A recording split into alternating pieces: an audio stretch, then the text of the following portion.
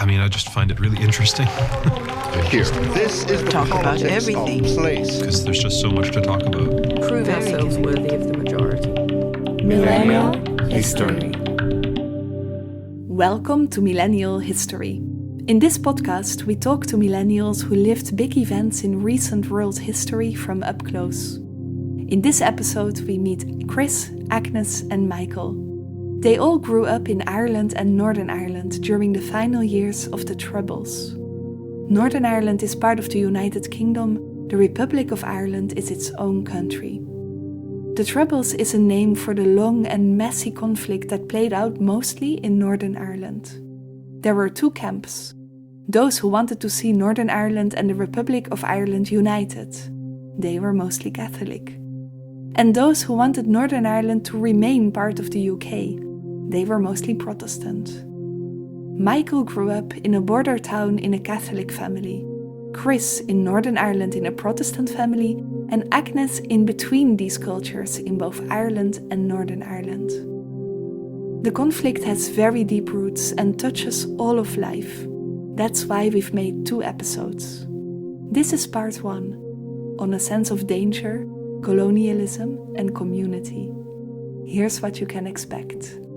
You never really got nice things in the north maybe in those days when the conflict was happening, and what nice things you did have maybe got blew up. There's a different sense of danger. Like I said it to you already. I sometimes feel like people haven't got a clue what actual danger is, worried about all these little things of safety. I'm thinking, come on guys. Danger is something else. We're still very much in the margins of extremely safe.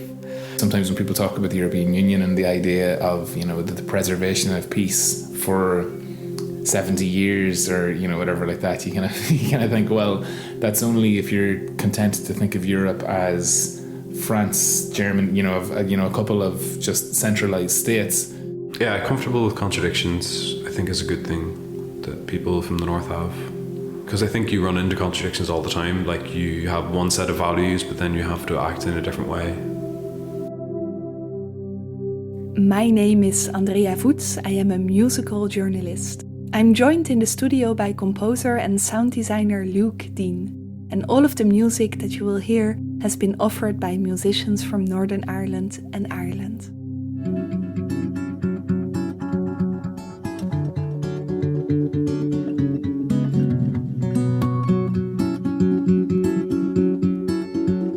There's a thing in Northern Ireland you say, right, when you see someone, right. Like you're saying, all right, it's all right, you're all right, we're all right. So like in a time of danger, you see someone, you walk towards them and you go, right? And it's a way of saying, it's okay, we're friends, there's no problem. So there's a lot of reassurance or something. How are you? Hiya, are you okay, darling? There you go, dear. Have a love, just really like, even if it's a very small interaction, there's care in it. It's just a part of the way of life there, like people check in on one another. I think it's a very Irish thing though, like people just check in on one another and make sure their neighbours are okay and stuff like that. Yeah, I think that part of Irish culture sticks. There's a part of me that opens up when I'm in Ireland that isn't really as open when I'm abroad. There's the word in Irish, mahal, which kind of, sort of means that coming together of people. That felt an awful lot more present at times when people didn't have access to, a lot of resources. And that wasn't broken by the conflict? I don't think so. It actually makes it stronger to a certain extent, especially when bad things happen, people also rally together. There's less money, less opportunity, but then, less of kind of a business way of looking at life, much more just a human way. I think that traditionally Irish culture was something that was very held conversation really at the centre. Small gatherings of people, there would have been a real sense of the importance just of conversation that doesn't have any particular goal in mind. There's a real warmth in Northern Irish people, really, really is. People are very warm and it's very, very human. The situation during the Troubles was complex. There were many guns, a lot of police, soldiers, bombs, attacks, you name it. The British Army was stationed in Northern Ireland from 1969 until 2007. And there were many Protestant and Catholic paramilitary groups active as well, like the UVF and the IRA. The army had uniforms. The paramilitary operated anonymously and underground. The conflict affected everyone who lived in the north and around the border in various ways. My grandmother lives in a really nice house that overlooks a field, and I definitely remember seeing army helicopters land in that field and army men jumping out of bushes and stuff while they were doing routines and searches around the area. You saw the soldiers as well, like up the hill, you know, with kind of sandbag forts, little mini forts they made for themselves. There was an Irish army barracks just over the, really over the road from my house, and then a British army barracks in Crossmaglen. So there were constantly helicopters flying through the sky and constantly helicopters flying over, in a way that I thought was brilliant. I loved helicopters, and I loved the sound of them. And I can remember even being really small and kind of learning how to make different types of helicopter sounds, with my mouth. Like I can do like the sort of like that kind of thing, On the high street that I lived, you'd have the police patrolling, and they'd be in 2s or in 4s or in 6s, opposite each other, walking down the two different sides of the streets. Actually, they maybe even would be in 12s. There was just a sense of the normality of that, and I suppose you grow up into that, and it just feels normal. Further up the street, again, 2 sets of 2 on either side of the street, and maybe even beyond that again. And they'd have big guns. I could think they were machine guns. They're big guns. And that did not feel good. I did not like those guns around at all. That felt really crap. In the years around the Paris attacks, there was a much increased police and army presence on the streets, and it was one of the first times that I had been around people carrying rifles again in the way that I was all the time as a child. Do I have to explain the Troubles? Yeah, I guess I do sometimes. Usually I'll just say, very quick summary in 30 seconds of the whole history of Ireland, which is the Brits came in, they took the land, the Irish tried to take it back, but the North remained part of the UK, and that caused a lot of problems to happen. Yeah, that's sort of what it is, right? It's like, it's imperialism and colonialism, and that's sort of where the problems are. I mean, that's a very reductionist sort of way of describing a very, very, very complicated history. I guess it was the army, but that they were like a very serious authority that you really could not mess with. Like, you had to be very careful. The British Army was stationed in Northern Ireland to make sure that Northern Ireland would remain part of the UK. That meant that soldiers would be sent on tour to Northern Ireland. The first day I went into town, which just means into Belfast, with my 2 younger brothers. We went Christmas shopping and I took them, so I'm going to say 13, 14, something like that. So I was old enough to take the 2 boys in, and I can remember the road we were walking down, and soldiers drove past. You'd have, I think, 6 soldiers hanging out of the roof, standing up with a massive gun. And I guess a soldier is trained to point the gun where they're looking. The guns were also pointed at me as they drove along. And I just really remember that feeling, So there's this kind of mix of the masculinity of it as well, and of being like a young woman, turning, whatever, going through puberty, and also like the threat of the gun, even though they weren't going to shoot me. Obviously, they were just lazily looking as they drove. I'm sure I wasn't posing a threat, but that kind of feeling of being a target somehow, when you're just trying to take your brothers to do some Christmas shopping. So I can remember feeling really vulnerable in that. I do remember as well a British Army officer who actually who had stood out because of his friendliness, being killed by a sniper. It was the fact of him being friendly or not kind of, wasn't going to be relevant, yeah. But anyway, the story is my mother pulls up behind a soldier to ask him for directions. And she said she was so shocked because he spun round, with his gun, with a look of total fear on his face. And she really got some insight into their lives as well. Because the soldiers really did feel like they were on enemy territory. It was dangerous for them, and I think they really did hate us. Like, I felt like they hated us. I felt like they thought we were,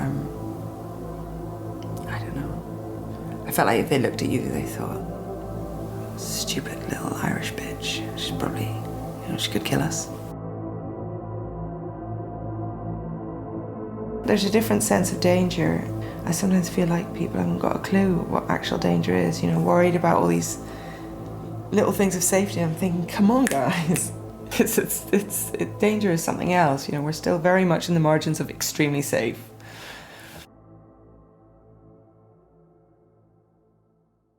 It was the week before Christmas, I think. The IRA came and they left a suspicious device outside, and my grandfather found it, seen what it was, and carefully picked it up, walked it across the street, dropped it, ducked behind the wall, and the bomb went off and blew up. So that was that bomb taken care of that year. The next year, it's the week of Christmas, the phone rings and it's somebody on another line, and they say, you'll find it a lot harder to get rid of this one. And then they all basically evacuate the house, and they stand outside, and then the bomb goes off and the shop goes up in flames, the house, and obviously it's Christmas Eve, so there's like all the Christmas presents, and like basically my great grandfather's whole house in his home goes up in flames.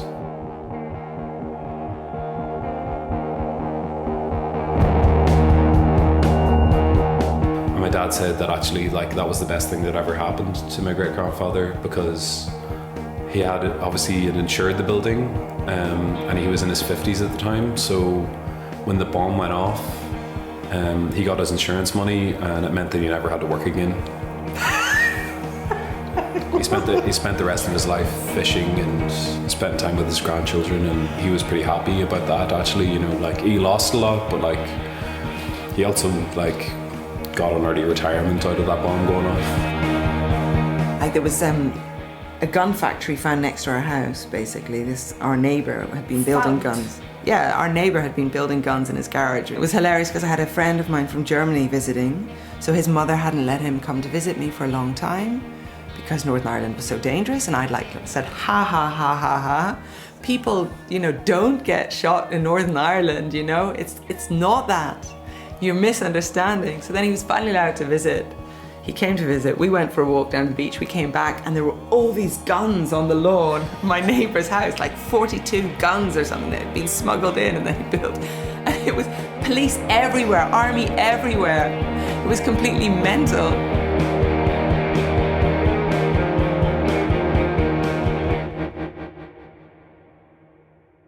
The bomb under the house and the gun factory are examples of paramilitary actions in Northern Ireland. The secret nature of these organizations made the trouble so complex. So paramilitary is not the police? Paramilitary is grassroots military organization. It's basically just a collection of individuals who believe in a certain thing. Fighting for freedom, fighting for what they think is right. Yeah. And would there be Catholics and Protestant paramilitary groups? Yeah, several of both. Yeah, it's a lot more fluid than they're not an institutional agency in the way that the army would be, for example. And that also means that you never know who is part of it and who is not. Yeah, sure. Yeah, unless they tell you. Yeah.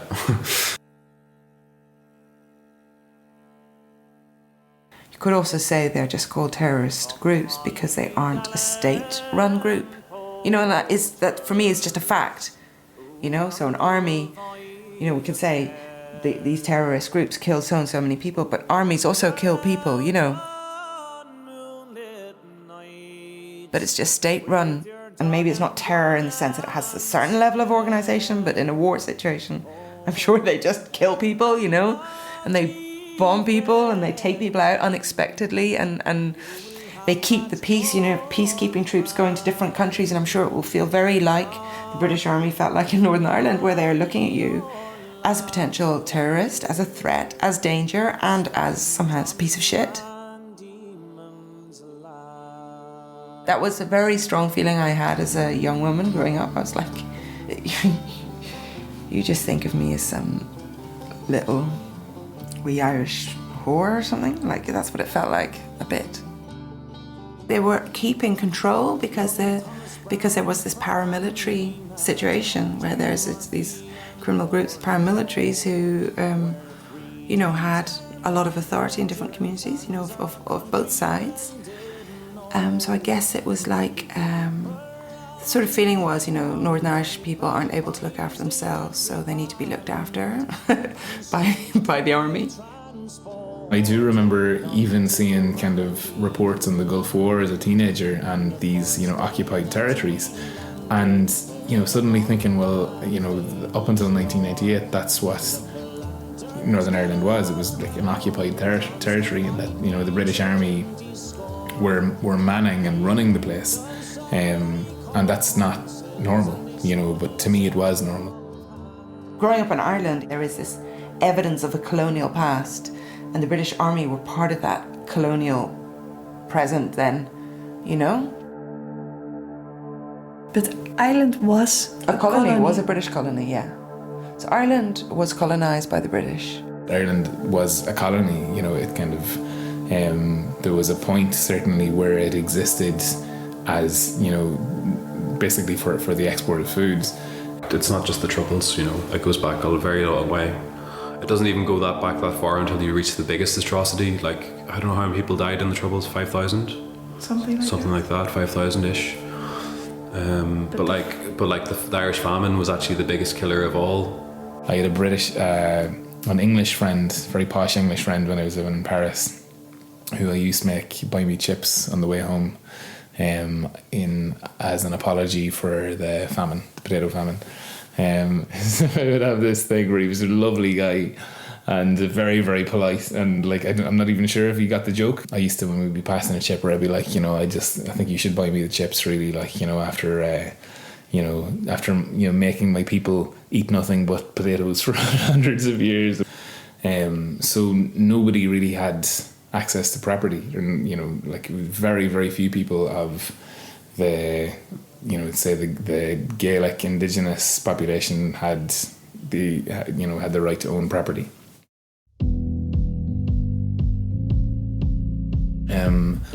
And so, say for people of my parents' generation, my parents were born in the 40s,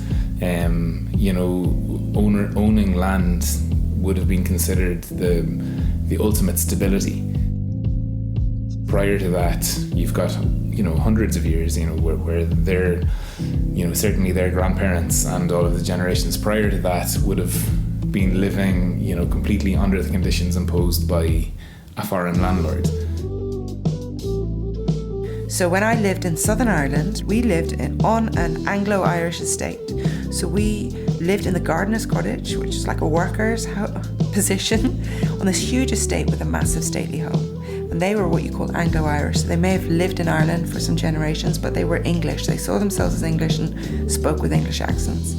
And they were this old couple, and one of their children was married to an English, he was called David, and he was married to an English woman called Julia, and she went to England to have her baby so they would be born in England.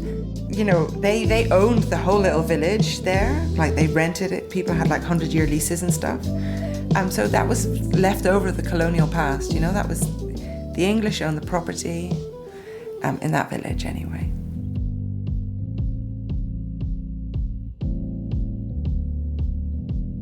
The Catholics were discriminated against with regards to housing and unemployment and things like that.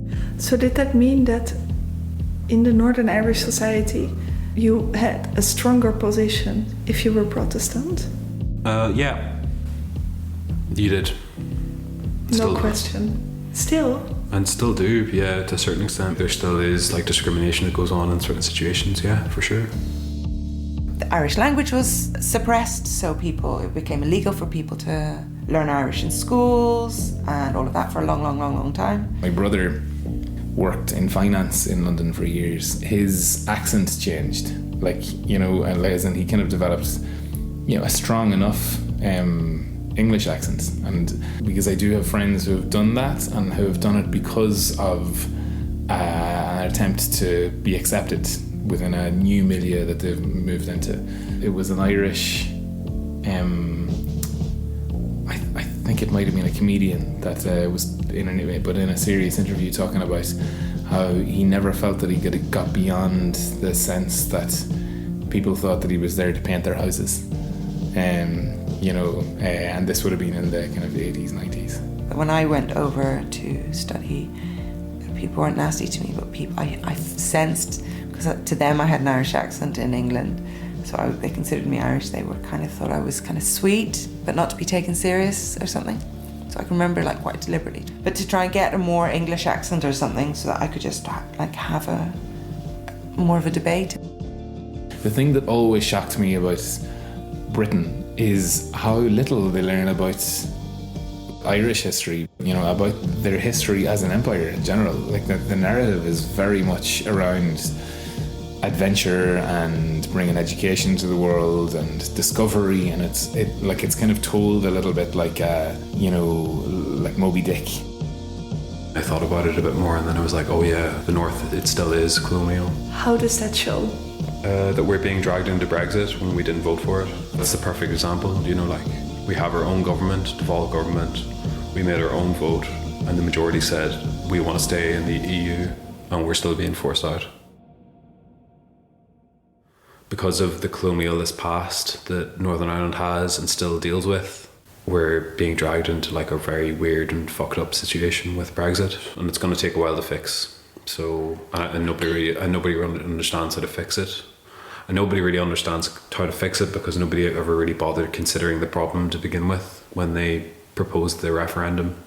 That's because colonialism still, pervades, Because Westminster can decide for you. Yeah, exactly. Westminster have the last say. Whether it's a willing sort of amnesia or solipsism, or an actual just lack of knowledge about their own history. You put a border there, and then the border post gets vandalized, and then you put some security guards there, and then security guards get kidnapped or something, and then all of a sudden you kind of go, well, we'll put police officers there, and then somebody shoots a police officer, and those kind of things. Maybe that's naive of me, but there is a part of me that just feels, well, it was so bad, that really who would consciously allow that to happen again? We're your fucking problem. You just would wish that people would be more informed about that sort of stuff. Give yourself to the arrow. Give yourself to the spark. Give yourself to peace and love and things that break your heart. Give yourself to the earth. Give yourself to the sun.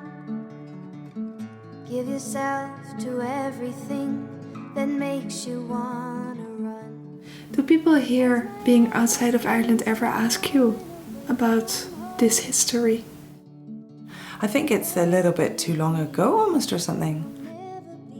To be able to just get on with others and step beyond the history of the Troubles, it was necessary for all of my friendship groups to just ignore it, kind of forget it, pretend it's not there, and just talk. But that means that your conversations can be limited. There's a depth you might not go.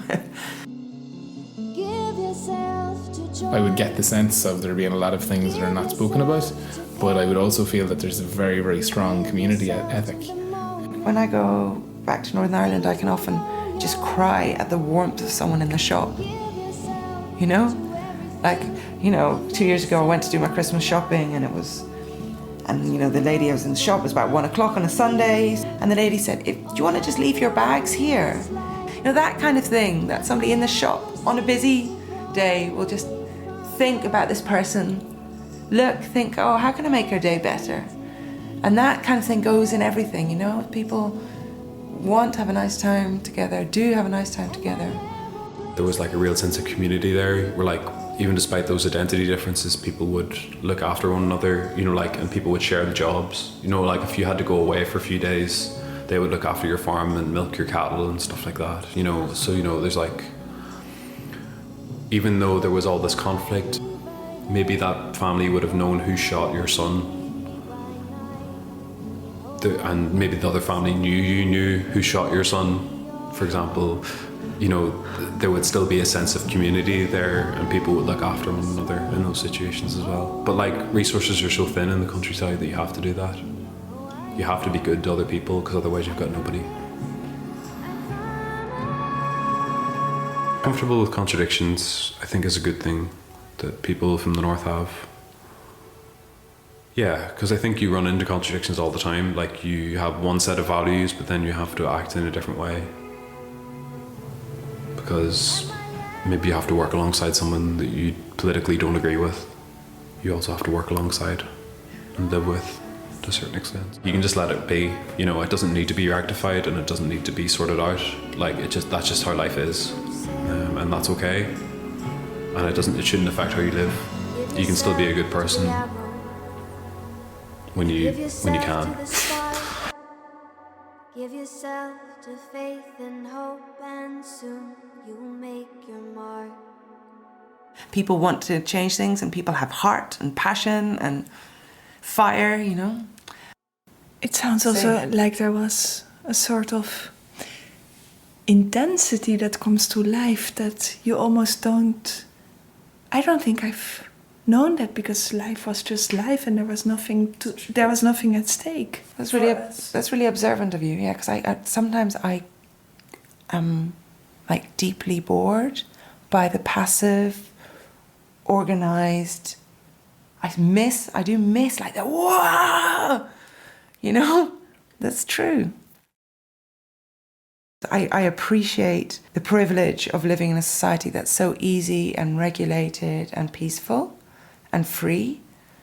But I also sometimes think, come on, let's have a riot. Like, it's not, I want something. I mean, I also just went down to my local pub and it was amazing. Like, the pub was amazing. Go there every Friday night and I went quite late. People had been building up the whole night and it would stay open late, and it was a total party, and everyone would take care, people would take care of you, people would ask you about your sisters, they'd ask you about your brother, they'd ask you about this, they'd ask you, everyone would be like, and it's multi-generational. That's the nice thing about Irish pubs is, you've got everyone in there together, so people would help each other in that sense of like, you'd be being brought up by everybody. So they were like, all of that was brilliant. And like, it wasn't there that I ever was worried about who was Catholic or Protestant in the pub.